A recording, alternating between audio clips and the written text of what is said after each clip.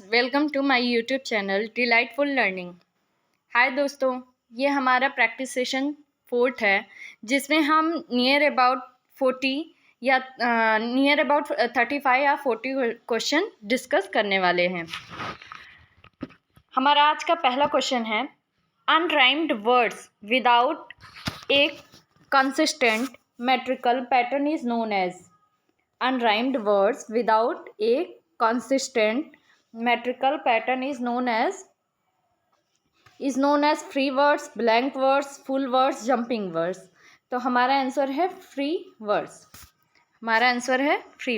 Next question है हमारा no rhyme and no metre are the characteristics of, जिसमें न तो राइम रहता है न तो मीटर, वो किसके कैरेक्टरिस्टिक्स हैं? तो words libre, blank words, heroic couplet, none of these. तो हमारा करेक्ट आंसर है words libre. Robert Frost described writing free words as being like playing tennis with a net, playing cricket without a bat, playing tennis without a net. तो हमारा answer है Robert Frost described writing free words as being like playing tennis without a net.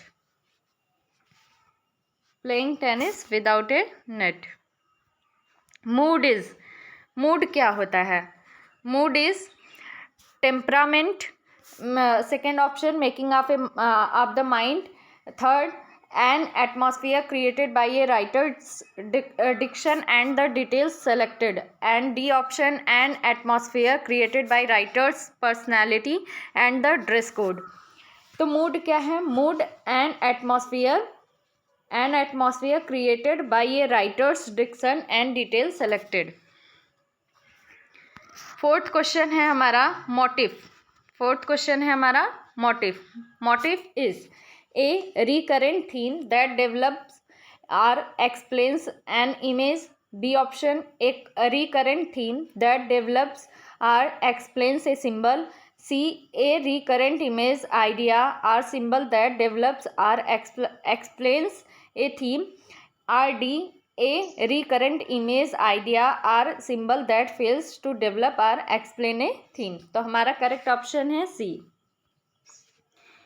Motive is A recurrent image, idea, symbol that develops or explains a theme। Mystery plays were concerned with the Bible, while miracle plays dealt with the lives of saints and martyrs, the lives of ghosts, the lives of common men, the lives of gods and goddesses। तो हमारा option है mystery plays were concerned with the Bible, while miracle plays dealt with the lives of saints and martyrs। Next question है हमारा it is a traditional story of pseudo historical events.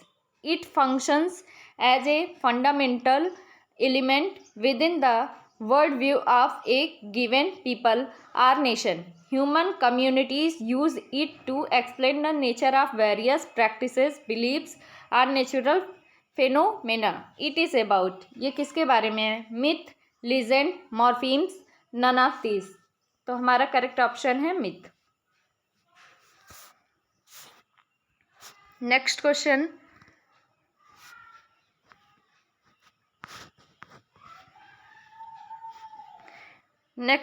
है हमारा in his letter of December 21, 1817 to his brothers George and Thomas, Keats has used a term which is named as negative capability, positive capability, objective, correlative, none of these।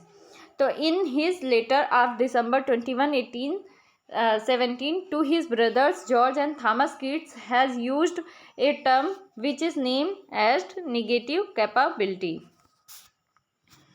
Next question है हमारा the prime example of negative capability according to Keats is Chaucer, Arnold, Wordsworth, Shakespeare. तो हमारा correct answer है the prime example of negative capability according to Keats is Shakespeare. Next question, the act of inventing a word और phrase is known as invention, coining, maintaining, neologism. तो क्या है? The act of inventing a word और phrase is known as neologism. Next question है हमारा, longing for something past is, longing for something past is longing, past love, nausea या nostalgia. तो हमारा option correct क्या है? Nostalgia. Longing for something past is nostalgia. In which book does E.M. Forster categorize characters into flat and round? In which book does E.M. Forster categorize character into flat and round? तो character flat and round उन्होंने किस में categorise किया है? Aspect of novels में। किस में? Aspect of novels में। जैसे फ्लैट कैरेक्टर वो होते हैं जो कि नहीं बदलते पूरे नॉवेल में, और राउंड कैरेक्टर वो होते हैं जिनका रूप बदलता रहता है, वो चेंजेबल रहते हैं। Thomas Nashe the unfortunate travellers or the life of Jack Wilton is. Thomas Nashe का the unfortunate travellers or the life of Jack Wilton is क्या है? पिकारेस्क नॉवेल है, रीजनल नॉवेल है, हिस्टोरिकल नॉवेल है, none of this. तो हमारा correct answer है picaresque novel. Next question है हमारा, a work of fiction which is shorter than a novel but longer than a short story is. A work of fiction which is shorter than a novel but longer than a story is called novelette. ये 2021 के question paper में पूछा भी गया था दोस्तों, तो आप इसको केयरफुल देखते रहिए। टू रिटन, नेक्स्ट क्वेश्चन हमारा, two written or spoken vowels pronounced in one syllable are known as. Two written or spoken vowel pronounced in one syllable are known as diphthong, longthong, colloquialism, none of these. तो हमारा correct answer है diphthong. ये session आपके लिए बहुत ही important है। आप question paper solve करेंगे तब आपको पता चलेगा कि ये सेशन आपके लिए कितना वैल्यूएबल है। It is a lyric in the form of an address dignified in the theme, feeling, style and tone. It has 3 movements, strophe, antistrophe and epode. What is it? It is a lyric in the form of an address dignified in theme, feeling, style and tone. It has 3 movements, strophe, antistrophe, epod. What is it? तो ये sonnet है हमारा, EPIC है, odd है, none of this. तो ये हमारा odd है। नेक्स्ट क्वेश्चन है हमारा, Abraham Cowley invented the metrical form of. Abraham ode, Cowleyan ode, Horatian ode, none of this. तो अब्राहम काउले ने अपने ही नाम पे आप याद कर सकते हैं, Abraham Cowley and Cowleyan ode. Oxford movement is known as. Oxford movement is known as Tractarian movement, reformation, renaissance,